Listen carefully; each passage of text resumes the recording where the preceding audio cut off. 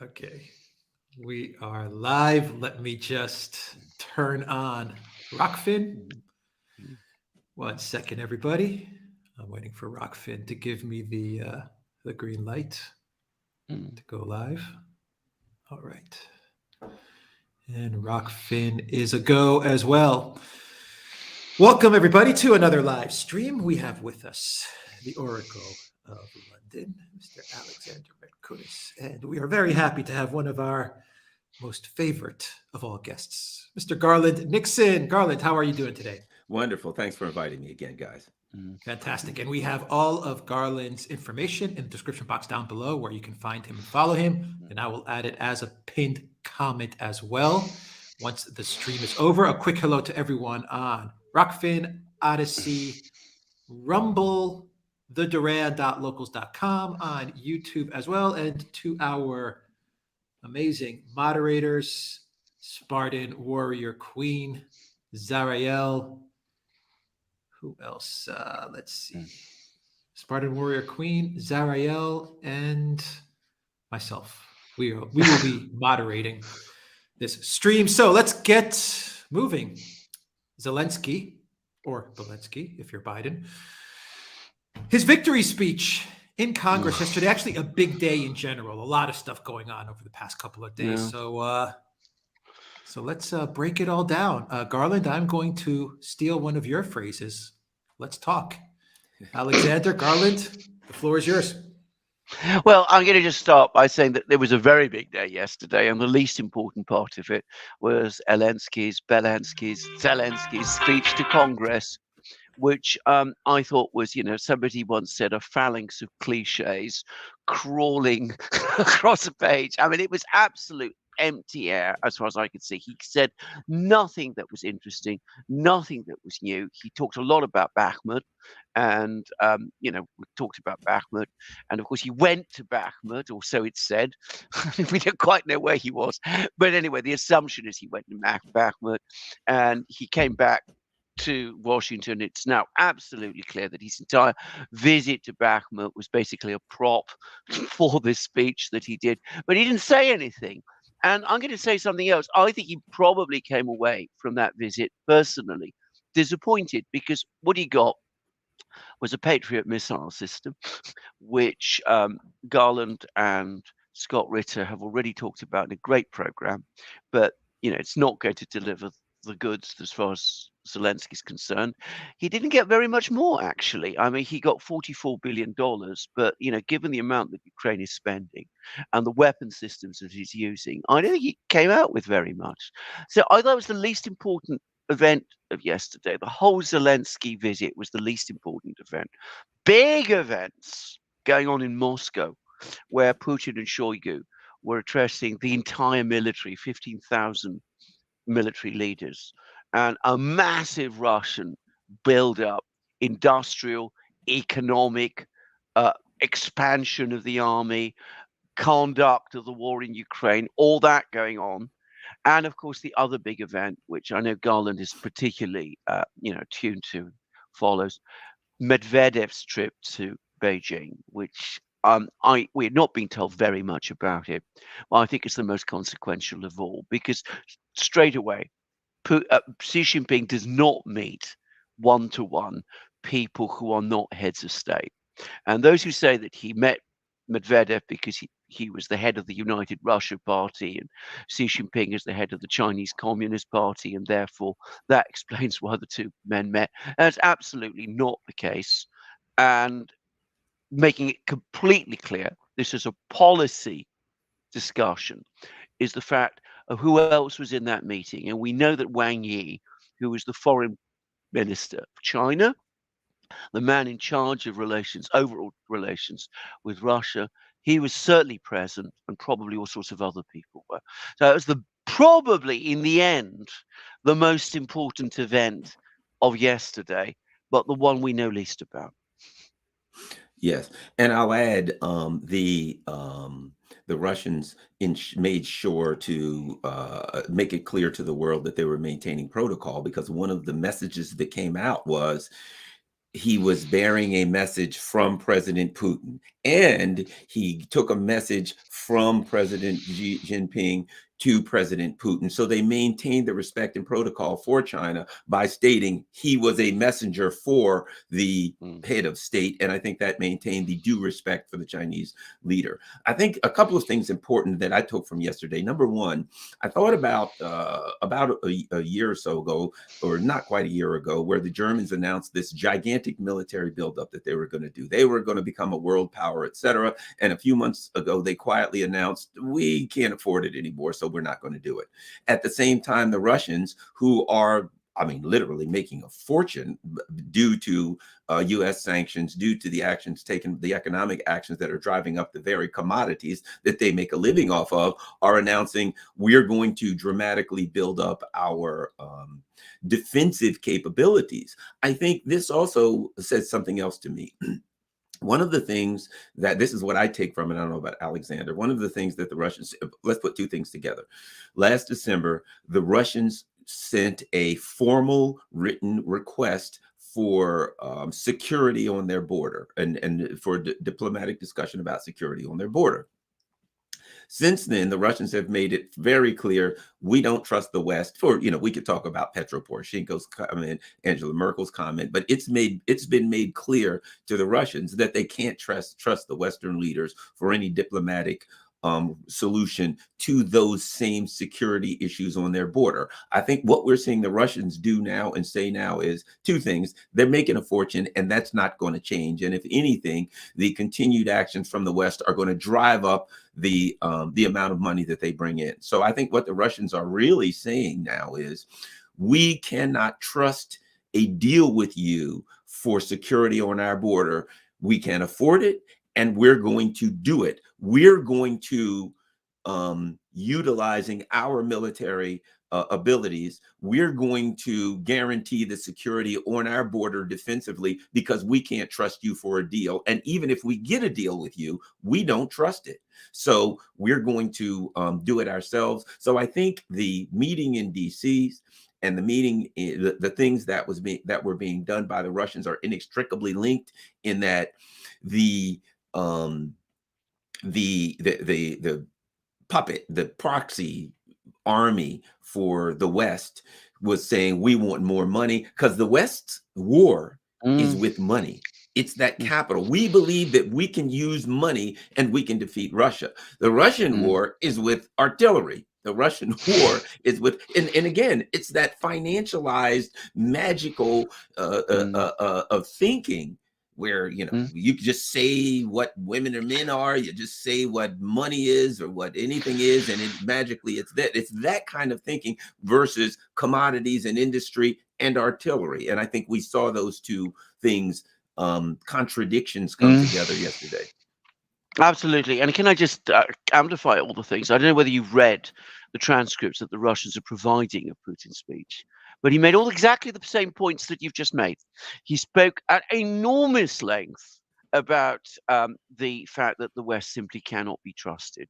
So did Shoigu, the defense minister. Shoigu actually brought up Angela Merkel. He said, you know, we now know, because of what Angela Merkel said, that the West was never serious about the Minsk agreement. And Putin went through all of the various agreements, all the various attempts he and other Russian leaders have made to get on with the West. He said, we made attempt after attempt. He was almost apologizing to the Russian people and to the Russian military for the fact that he'd persisted in these attempts for so long. And he said exactly what you said. And the whole tone of that meeting yesterday was, we can't trust them. They're agreement incapable. If we enter into an agreement with them, they will simply break it. And Putin actually gave an example. He gave the example of this agreement that was made on the 21st of February 2014 between Yanukovych and the Maidan movement, which was brokered by Poland, France, and Germany, which was supposed to lead to elections by the end of 2014. And what happened? The Poles, the Germans, and the French guaranteed that agreement. Within hours, it was broken, and Yanukovych was overthrown. And what did the French, the Germans, and the Poles do? They just said, well, you know, that's it. agreement doesn't matter anymore. We can forget about it. And Putin is obviously furious about this. He's seething about this, but he's not the only Russian who is. And the scale of what the Russians are going to do is really, I mean, you have to read through what Putin was saying. And he was very careful to make exactly the point that you were making, Garland. Russia can afford it. It's not going to go down the Soviet route. It's not going to militarize its economy or society. It now has the resources. Its economy is far better organized. It's got the means to do it. It's got the resources to do it. It's got the technology to do it. He said very few other countries are in our position where we can do these things. We can do them, and we are going to do them. And they're going to increase the size of their army. They're going to build up their military industries. There's going to be a massive increase in arms production next year. And remember, we're talking about next year. There's already a big increase in arms production this year, but what's coming next year is going to dwarf it. And, to be frank, one Patriot missile system, more or less, looks pretty insignificant compared to all of that. And that's not even adding on whatever China might do. And Garland, you may not know this, but there's been a very interesting article in The Guardian, the British newspaper, The Guardian, which was from somebody who works for the Royal United Services Institute, which is the British Army's, the British military's think tank. And he said there's a real risk in sending even one Patriot missile system to Ukraine because we are desperately so short of Patriot missiles, something that Brian Beletic has been already saying. We are very short of Patriot missiles. There aren't enough of these things to go around because our production systems are so bad.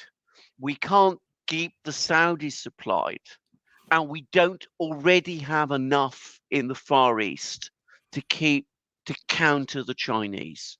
So quite apart from the problems of the Patriot missile system, which you and Scott discussed, there just aren't enough of them already. And the problem is when we give weapons to Ukraine, Ukraine just uses them in a totally profligate way.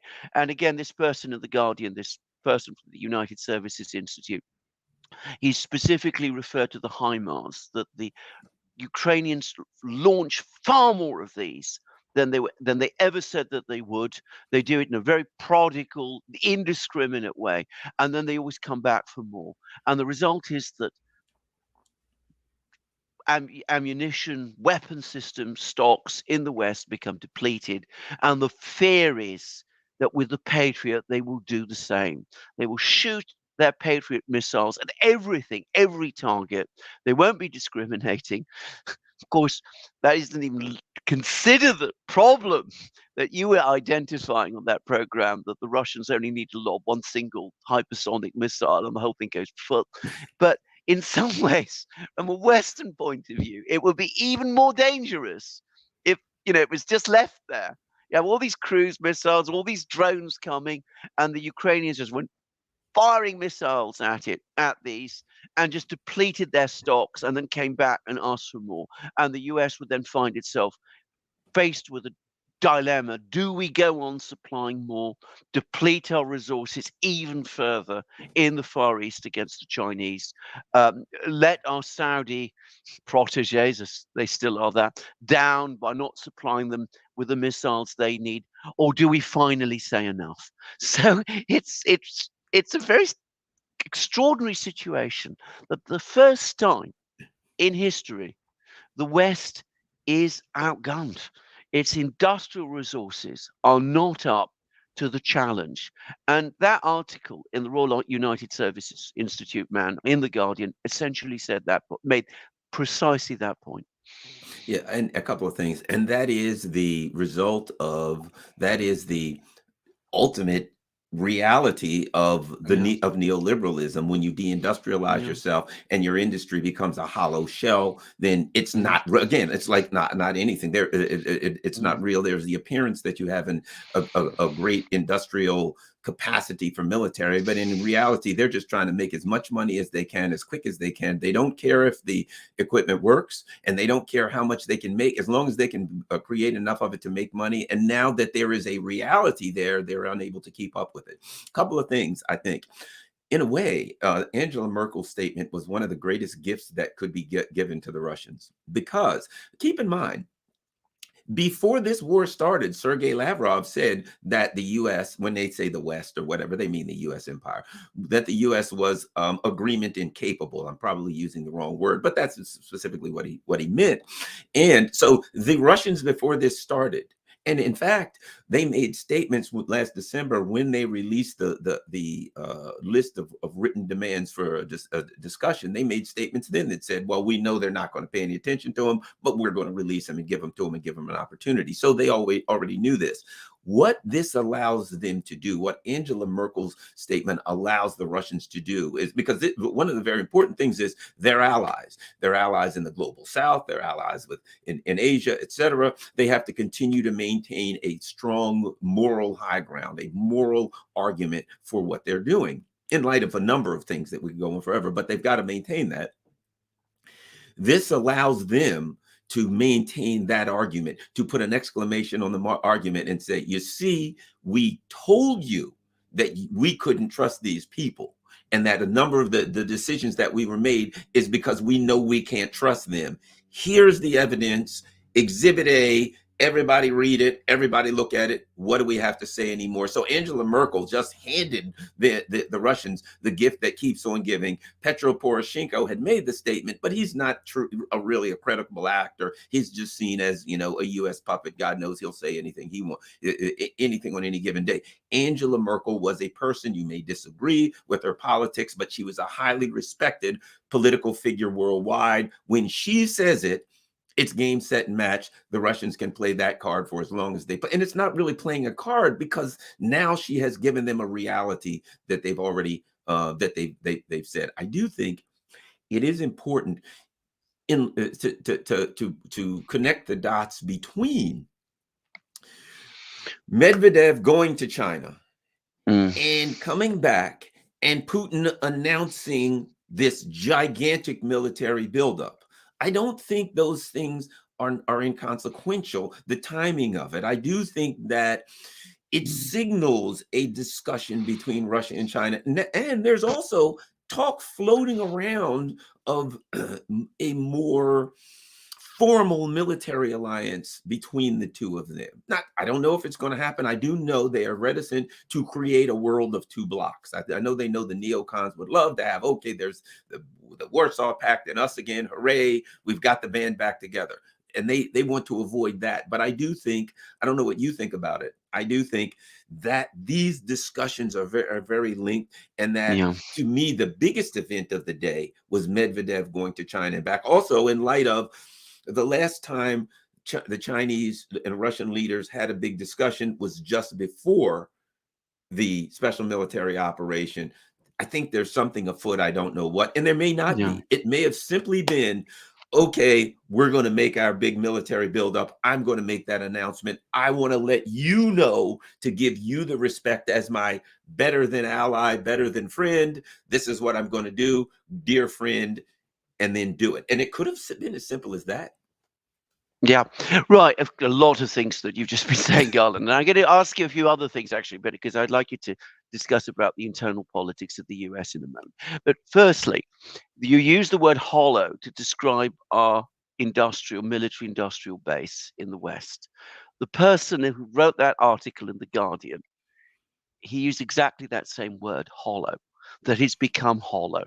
He was saying it's very urgent to try to repair this, but of course it won't happen quickly enough for Ukraine. And of course, to do that would mean a complete change and the whole economic civilization we now have in the West. It's not going to happen. I mean, that's the reality of it. So that was what he said. And the second about Merkel, and that this is the gift that gives on giving, because it's come from the German chancellor. Again, about a week ago, Putin said exactly that. He said, Poroshenko had already admitted it, but nobody took that seriously. I was horrified, shocked when I saw that it was the federal chancellor of Germany had, was party to this kind of thing. Now, of course, he wasn't. I mean, he must have worked out pretty early on that Merkel wasn't being serious about it. But you're absolutely right. They can now bring that up at every opportunity. Now, let's talk about the Medvedev Xi Jinping meeting. There was an exchange of letters. We're never going to see these letters, but we do know that they are letters. They're letters from the president of China, the president of Russia, and from the president of Russia to the president of China. Now, they don't need to send letters to each other. They can speak on the phone. There must be all kinds of secure links. So they've put something in writing to each other. Now, what is that which they have put in writing to each other? An agreement of some kind? Who knows? But bear in mind that Medvedev is the deputy chair of Russia's Security Council, as well as being the head of the United Russia Party.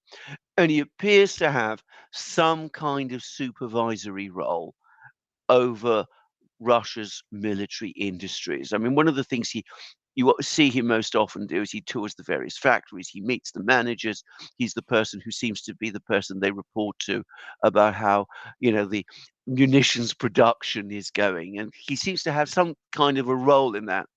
And of course, we have Xi Jinping's comments to Medvedev, very bland, uninformative Chinese readouts, which is interesting in itself because they can't possibly tell us exactly what the two men were saying. When they're so bland, doesn't seem to mean very much. But we do see Xi Jinping saying that this partnership between China and Russia, partnership for the new era, we're going to consolidate it, we're going to build on it, and we're going to take it further still.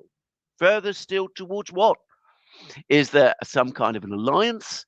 Of course, there was a big article in the British magazine, The Spectator, which claimed that there's already a military component to this, that they've each committed themselves to coming to the defense of the other in the event that there is some kind of an attack on either one of these countries. But we don't know. And the only thing that's interesting, the thing that is really interesting is that, there was this exchange of letters. And those letters, the text of them, almost certainly agreed in advance. A commitment of some kind from one to the other in those letters, a written commitment, who knows? But not impossible at all, I would say. Now, Garland, there was something that you said again in that program, which I'd like to explore with you. You talked about the fact that there are many different factions in Washington, including many different neocon factions. And we do have, it seems to me, discordant voices. We now have an article, for example, in the Washington Post, of all places, saying Russia is not responsible for the Nord Stream sabotage. So it looks, which of course leaves open the question of who in that case was. We have this article in The Guardian from Jack Watling of the Royal United Services Institute. We have different kinds of articles appearing in the US media, some saying the military situation is very bad for Ukraine, others, that they're marching towards victory. What do you think is going on in Washington, and where does the president, if he actually exists, where does he stand? I think number one, I think there are, for all of the bravado that they speak, that they talk in public, I think they understand a lot of them understand the realities. At least there are elements that understand the realities. I would say this: the Washington Post is known to be a kind of a CIA based group. I would argue that what we're hearing is a CIA, because let's face it, while we don't know who blew up the Nord Stream pipeline, Tony Blinken has made some statements that would imply his fingerprints may be found around there. And he wrote a book, The Ally versus Ally, in which he argued against the Russian the Siberian pipelines back in the 1990s. We know the CIA literally blew those up back then. So certainly one could think State Department. So what it sounds like to me is the CIA throwing an elbow at the State Department saying, look, that probably wasn't a good idea. We don't approve of it. We didn't like it when it happened. The intelligence agency is pushing back against the State Department. Those are those two factions that want to go in different directions. The CIA always likes the soft power things. They always like the, information wars and things of that nature, where Tony Blinken types, they're the knuckle draggers. They want to just take a club and hit you over the head, therefore blowing up the pipeline. So I think those were the arguments that we were seeing. Joe Biden is an old school neocon. I think when you look at Joe Biden, you're looking at the old school neocons, the old Scoop Jackson wing of the Democratic Party, the Cold War Democrats, who back then argued that their problem with Russia was ideological because it was communist.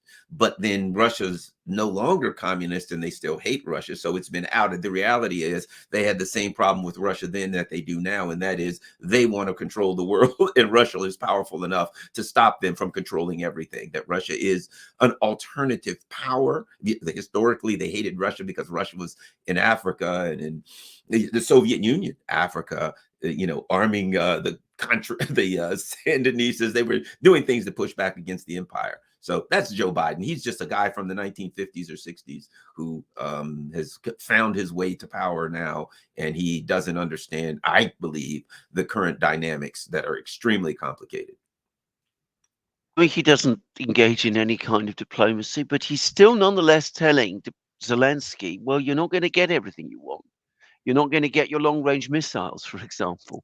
He seems to be ruling all that out. So is there a push-pull? I mean, I get the sense that the Pentagon, or at least some people in the Pentagon, are getting worried. They must be getting worried that their ammunition stocks are getting depleted. They must be worried that they're facing threats in the East, in Asia, from China potentially, which they might not be able to respond to, because everything's being shipped over to Ukraine. And is there some kind of push-pull? Are there some people in Washington who are saying, really, we feel that this is going too far, we want to bring it under some kind of control, with others saying, no, we must go all the way? And are there arguments about the role of Zelensky and Zelensky? And is there some people who say, well, Zelensky is the person to count on, and so the other side brings Zelensky to Washington because they want to make it sure that it's Zelensky who's going to be the continued leader of Ukraine because, well, he's the person that we trust. I mean, do you get the sense that there's a lot of this going on? Because I do, to be honest. It looks to me like behind the facade, behind the curtain, everybody is fighting everybody in Washington. At least that's my sense. You're absolutely right.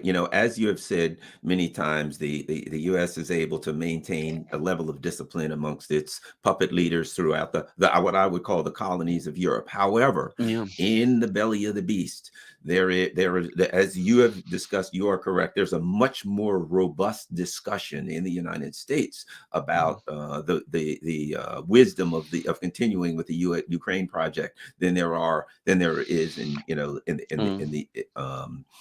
Europe. So therefore, you've got a number of things. You've got Tucker Carlson going on Fox, literally calling Zelensky a strip club manager. I mean, the guy comes to Congress with a wrinkly shirt on. That's the people. Trust me, I've done work on Capitol Hill. The people in Congress on Capitol Hill are very, very concerned about those. They may not say it, but when they look at that doesn't go over big. They're looking at this guy. They bring him in, and he comes in, and you have the Republicans with a struggle. McCarthy is trying to become this is big because McCarthy is trying to become the Speaker of the House, but he doesn't have enough votes. They only need a few to put him down. I think that's one of the big issues you're looking at right now. The Republican Party has a huge problem. Mitch McConnell comes out and says the goal of the Republicans is Ukraine first, Ukraine second, Ukraine third. Well, that's a hint that no, that isn't, that he's got big problems, and that's why he has to say that. So now they're trying to figure out how they're going to get anyone in as a Speaker of the House, knowing that there is an element in the Republican Party large enough to thwart their ability to govern that does not want to move forward with this Ukraine thing. So the Republican Party, and of course the mainstream Democrats and Republicans who want to keep forward with this project, know this is a dynamic that they're going to have to deal with. And I don't think they have any idea how to deal with that. And so they're wrestling right now with, how do we get a Republican Speaker in the House in power that's on board with the neocon project in Ukraine? And that's a very, very going to be a very difficult road with a handful of people saying no. And if someone, they can't just say, well, we'll just get enough Democrats to jump over with the rest. That's suicide for whoever comes to power. They can't come to power based on votes of the Democrats. So I think that's a big part of what we're looking at, trying to figure out how House leadership comes together in a way that still supports Ukraine, with Tucker Carlson out there throwing a monkey wrench at it at every opportunity that he gets. I mean, why this obsession with Ukraine?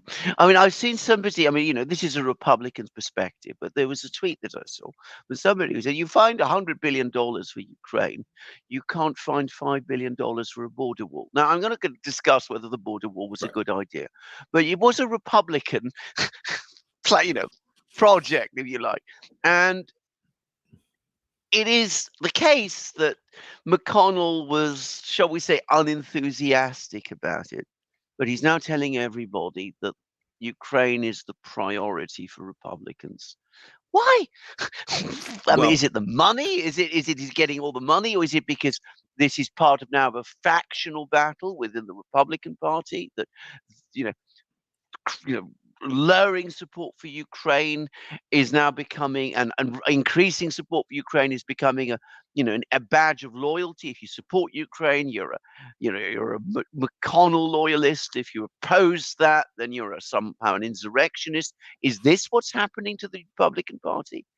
Well, I think there are a couple of things. Keep in mind something. So you've got the lefties, and I mean real lefties like myself, who are screaming, you can find $45 billion for Ukraine, but people need health care, or poor people need food, or things of that nature, right? You've got the conservatives with their various projects, whether it's a border wall or whatever. So you've got people screaming from all sides of the aisle, you can find all of this money for Ukraine, but we want X, and we can't get it. So there's pressure coming from all directions now on that, and I think they can't really figure out how to square that. The other problem they've got is this Ukraine. You had the big Afghanistan debacle. Ukraine is setting up for the mother of all debacles now.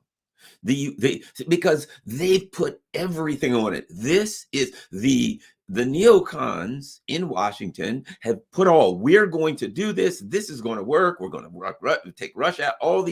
Everything all of their credibility was put on Ukraine. If they stop, they know if they stop supporting Ukraine that it's over quickly. This thing is, and it may be anyway, we don't know, but they know the direction this thing is going, and they're trying to prop it up as long as they can, because if this thing falls apart, what do they say to Europe?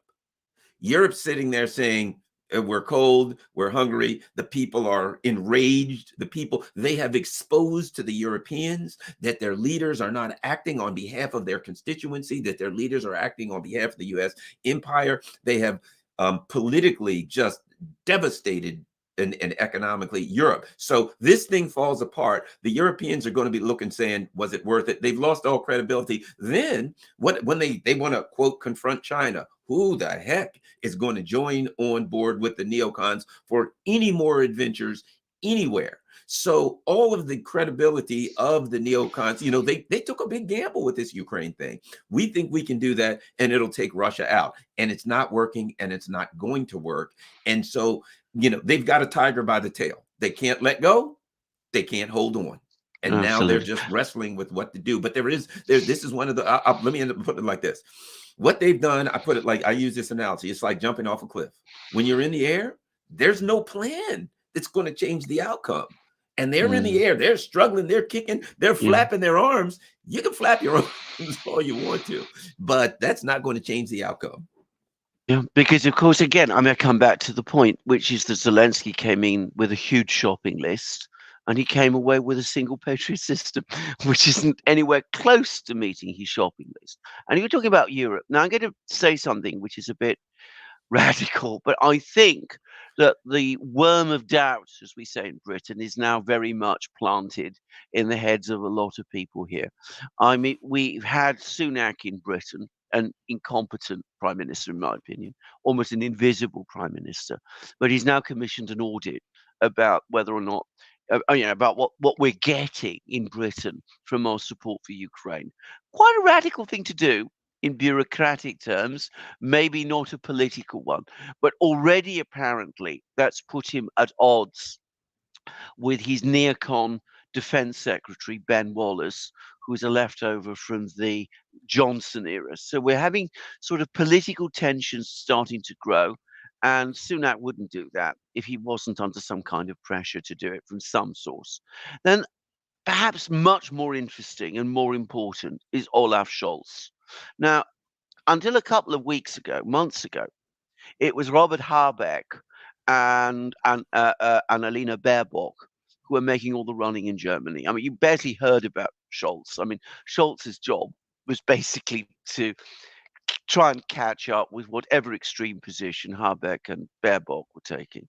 Now, you suddenly see and hear less of Habeck and Baerbock, and Scholz is suddenly appearing on the scene, and he's calling the Chinese leader. He called Xi Jinping just before Medvedev went to Beijing, for example, trying to get the Chinese to broker a peace agreement with the Russians, or so he says. We see him writing interesting articles in Foreign Affairs, I think it was, or Foreign Policy, one of those places, saying, that we must avoid a Cold War.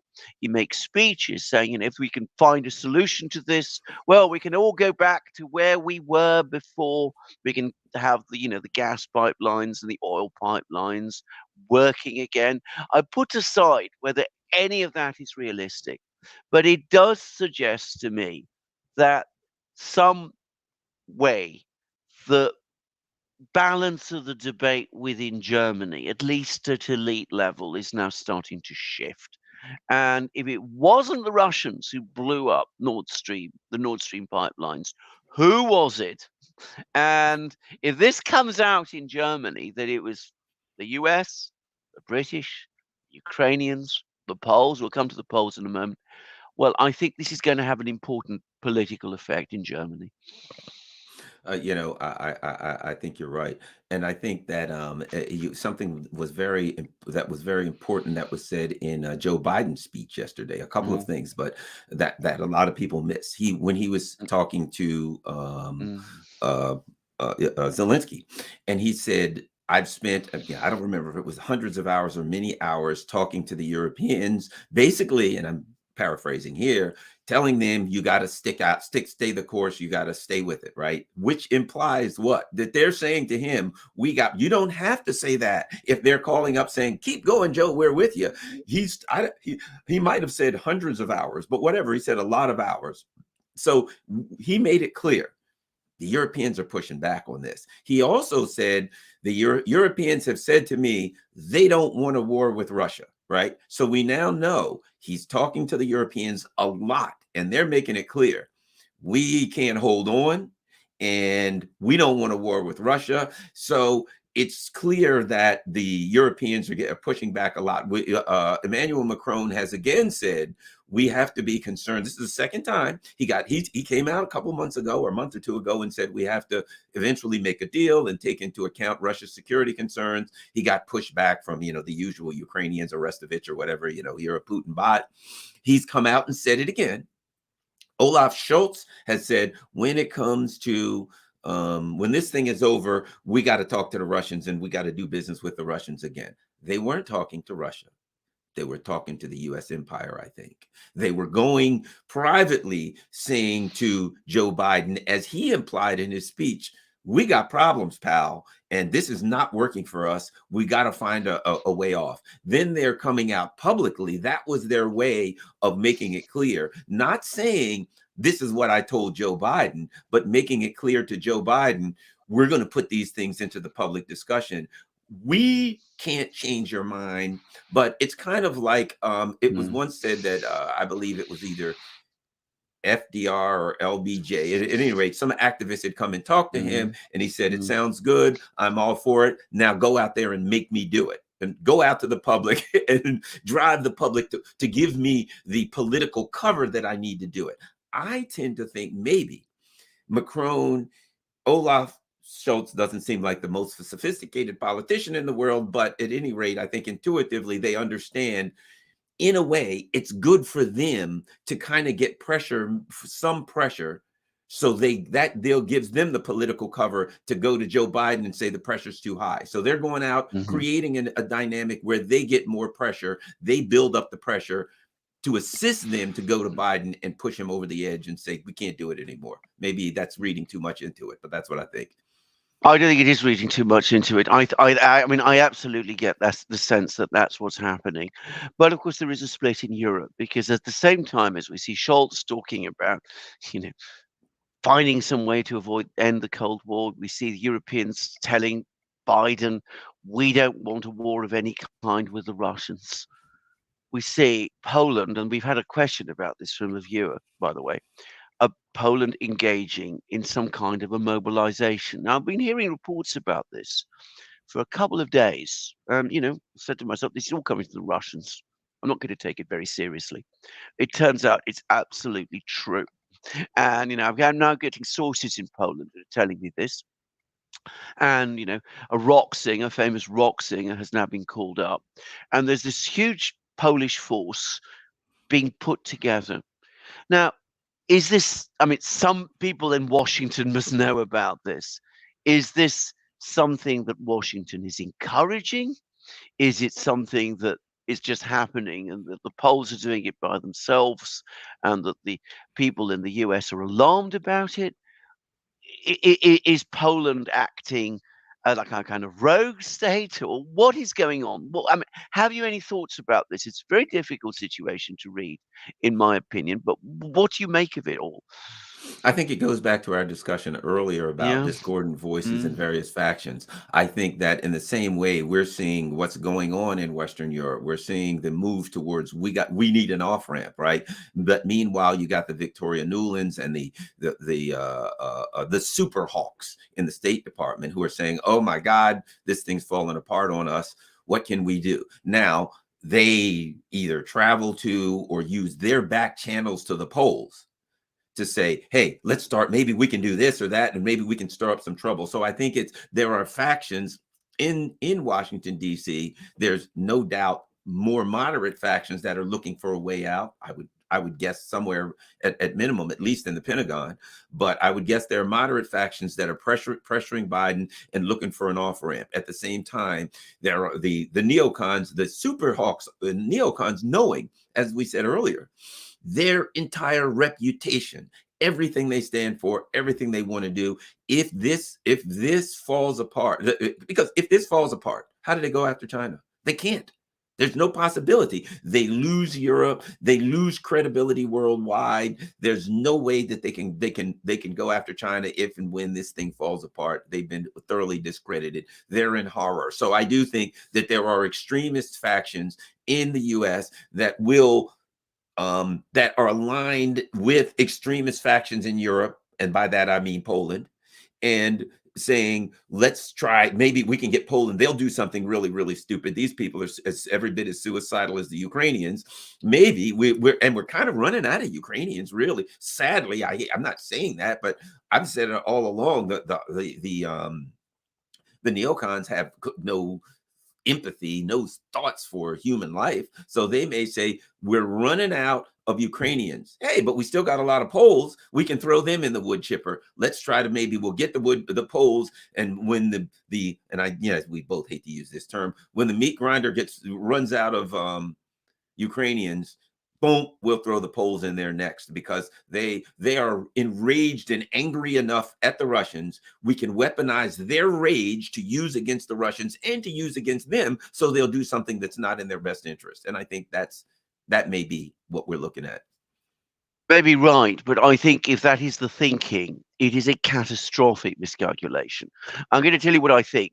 If Poland intervenes in Ukraine, it's going to split it's going to split Poland. There's going to be major divisions about this in Poland itself, a country which, without having visited it, I know lots of people from Poland, and I mean, I can tell you this: many of them are anti-Russian in the abstract, and perhaps in practical ways, but certainly they would not want to get drawn into a battle with Russia in Ukraine. I mean, that's lots and lots of people in Poland would oppose it, but that pales into the split it will cause in Europe. If the Poles march into Ukraine to fight the Russians, the mood in Berlin, in Germany, I suspect, above all, is just going to go absolutely. I mean, this whole situation is running out of control. All sorts of crazies are now in charge. They're threatening to start World War III.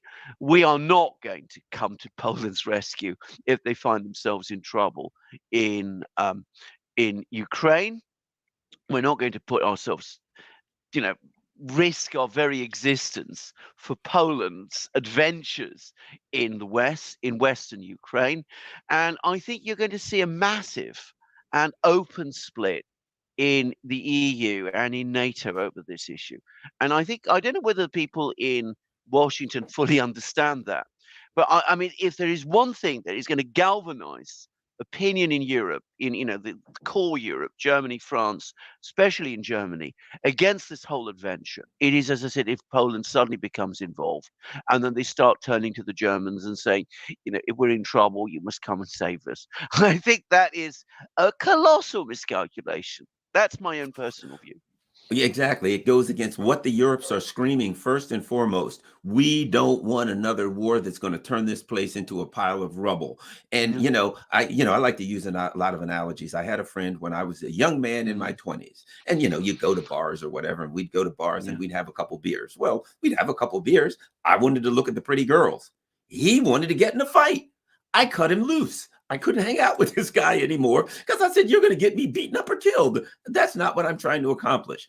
I think is kind of the view of Germany and France and the more, and I use this word reticently, responsible. They certainly aren't very responsible, but at least more responsible than Poland, Western European nations. They're looking at Poland. I mean, Poland now is screaming at Germany, we want money, $1 trillion back from World War II, things of that nature. I know the Germans are less than thrilled with the position, ideological and political and economic positions of the Poles for any number of reasons. But I do think that you're right. It is the split, because at that point, I think Western Europe says, like I said when I was young, we're here, but we're not here to get in a fight with these people, and they're not going to drag us into it. And it will exacerbate also the split in Washington, because I think you'll have people in the Pentagon screaming at the top of their lungs, hey, these people, what Poland's going to do. They're going to go in there, they're going to get their butts kicked, and they're going to scream Article 5. And the other countries are going to be saying, oh, no, we are not going to trade, Berlin and London for Warsaw. That's just not going to happen. And it's game, set, and match at that point, I think. Bear in mind that there's already popular revulsions against this in many countries. So Slovakia, the government has fallen, and there's always a split in the political class and popular sentiment. But my wife was recently in the Czech Republic, and she came away with a clear view, and this is in Prague, by the way, and most people there were not happy with the position their government has taken on this. We have our government in Greece going mad, talking about sending an S-300 system to Ukraine, and a Russian S-300 system. Greece doing that, it'd be completely reckless thing to do. It would really enrage the Russians, and given that the Russians have provided support for this system in the past, that we turn around and backstab them by sending it to Ukraine, and opinion in Greece has shifted. And of course, at the moment, people are very demoralized across Europe for all kinds of reasons. Getting protests going has not been easy, but one does sense that dissatisfaction is growing all the time. It's growing in Britain. We have strikes all the time. We have strikes in the railways. We have strikes in the health service. Ambulance workers are now on strike, which is first time that's ever happened, by the way. Postal system is on strike. And if you start throwing Ukraine into the mix, if you start making people think that Ukraine is at the core of this, which it is, and the problems we have here, and that the reason these people are on strike is because they're not getting money, and the reason they're not getting money is because we've got ourselves into the situation over Ukraine, well, then you can find yourself in a political situation which you cannot control. And believe me, if Poland marches into Ukraine to fight the Russian army, then I think all that's going to come together very fast and very dangerously. That, at least, is how it looks to me. Well, this is interesting discussion because here's what I think we're talking about. Recently, I believe Vladimir Putin said something to the effect of, again, when he was talking about the inability to negotiate a diplomatic settlement with the U.S., he said our interests are incompatible, and I may be paraphrasing, but our interests are incompatible in a way that the wolf and the sheep, they can't come with a deal because the sheep. Not saying that Russia's a sheep by any stretch of the imagination, but they want to tear us apart and take all of our resources. We don't want to be torn apart and have our resources taken. Our interests are incompatible. I think what's interesting, we're also seeing this. The interests of the US and the European states is incompatible because the US wants to steal their industry and empower itself and re-empower itself industrial. They want to use the Ukrainian people as cannon fodder. They want to use the European people as economic cannon fodder. And if you look at now the interest between Western Europe, let me do it a different way. The interest between the leaders of the European countries and the people of the European countries is becoming incompatible, in that the leaders want to go along with their masters in Washington, and the people of Europe simply want, what human beings want. They want economic security. They want basic security. So I think we're looking at and these things have always been present, these incompatible interests. But now that the U.S. has chosen Ukraine as a battleground, they've chosen them. This is the chessboard we're going to use to play this game. This is now bearing out all of the interests. And we're seeing the incompatible nature of the interests between the various parties become more obvious. You covered lots of things, I think, because we have a limited amount of time. I'm going to call in Alex at this point, if you don't mind. Alex, do you have any points you want to add or things you want to say? Well, let's just we have to do a hard stop in about 7 minutes, I think. Yeah, pretty much 5 to 7 minutes. So let's just run through some questions. And if Garland, Alexander, you can let's just try to answer as many questions as we can in this last seven minutes or so. All right. Raphael says, Zelensky's visit was a goodbye tour to me. Everything is telling me he is another Samuel Doe. Reagan gave Samuel everything he wanted, then the end.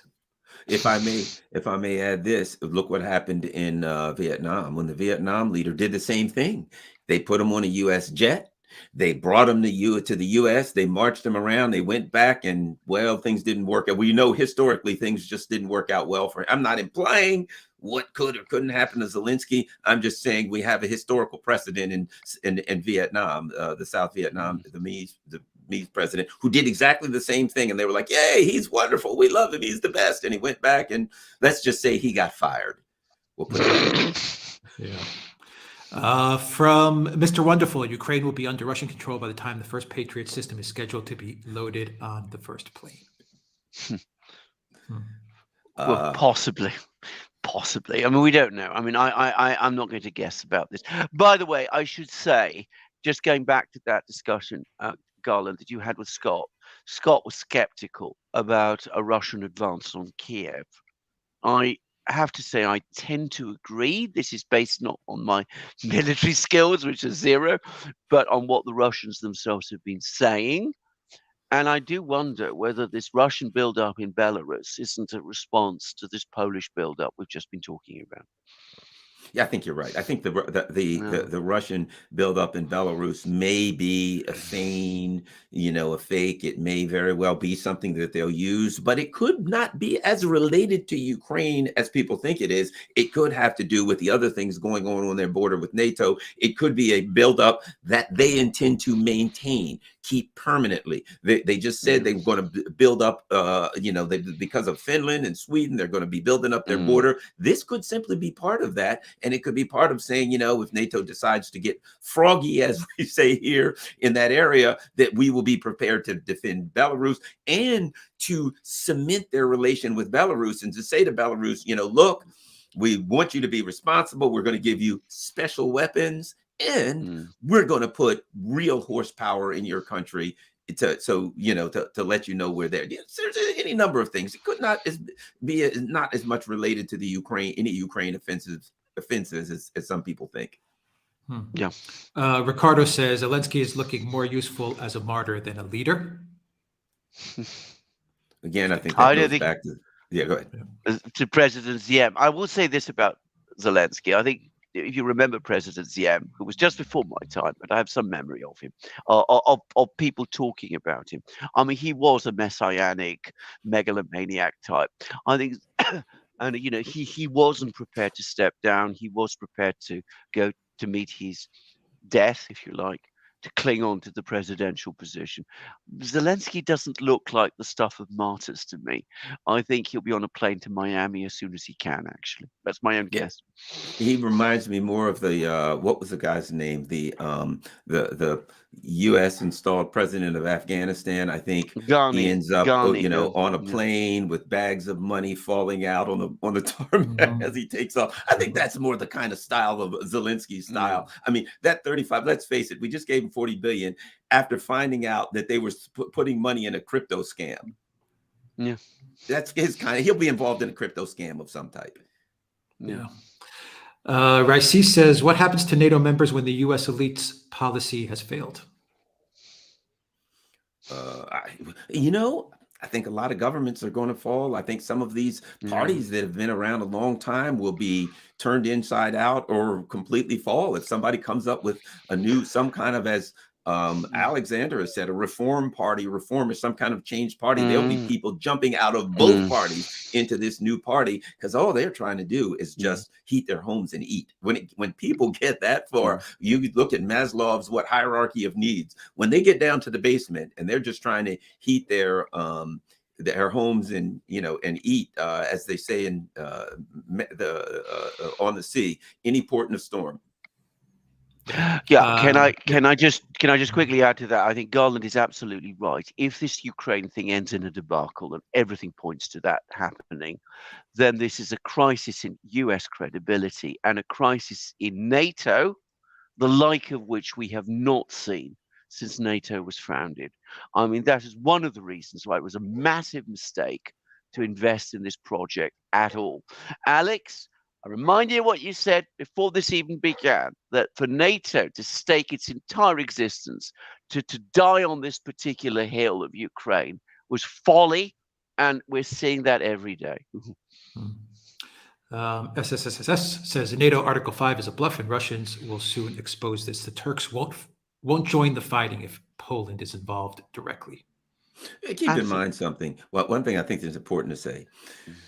NATO Article 5 is a treaty. It's an agreement that the U.S. is in. And as has been exposed recently, the U.S. doesn't keep any of their promises, any of their treaties, any of their deals. There's no way that the U.S. is going to fight for Poland or any of those other Eastern European countries. They don't keep their deals if it doesn't benefit them. Going to war with Russia won't benefit them. I don't think the U.S. keeps Article 5, which says they have to consider it. It doesn't say they have to come in and fight. It says they have to meet and consider coming in and fight. So it's not a drop dead thing here. No, I don't think the U.S. is going to keep that anymore. They'll keep any other deals. Right. Sparky says Ukrainian soldiers in training in the West could be used in a Bay of Pigs style invasion after Russia takes all of Ukraine. Let them try. That's what I would say. What are they going to invade? Yeah. It's more like the Bay of Piglets in infamous Bay of Piglets invasion in Europe. I mean, Whitney says why? Yeah, Whitney says, why don't the Ukrainians overthrow Zelensky? Because he's not their real president. Very it true. wouldn't do him any good. Very true. Let's see. Raphael says the speech Putin gave yesterday, he was not talking to NATO. He was talking straight up to the USA. I said it before. Russia will take on the USA soon. I'm going to push that back on that. I thought overall that he was talking to his own people. I mean, at one point, he was almost apologizing. As I said, he was saying, look, I did everything I could. I worked really, really hard. Perhaps I went too far in trying to meet these people halfway.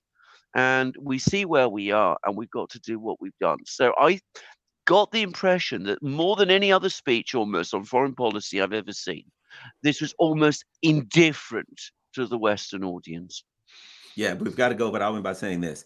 I think when I read Putin's speeches now, I think he's talking to his people, and a significant portion of his speech is directed towards his allies, towards China, the global South. He's talking to his allies a lot, but part of it is going to be towards the Russian people. Yeah. All right. So we are going to wrap it up because we are out of time. Eliana says, just to thank you for the work you do. Your minds and voices are very valuable. Merry Christmas. Yes. Merry Christmas. That's Merry a good Christmas. way to wrap up this stream. We're going to answer all the questions in a dedicated video as well. Thank you very much to Garland Nixon for joining us on this stream. Thank you very, very much, Garland, for taking the time out to join us today. And we will have all of Garland's information in the description box down below and as a pinned comment as well. That's it. Thank you to everybody. Thank you to our moderators.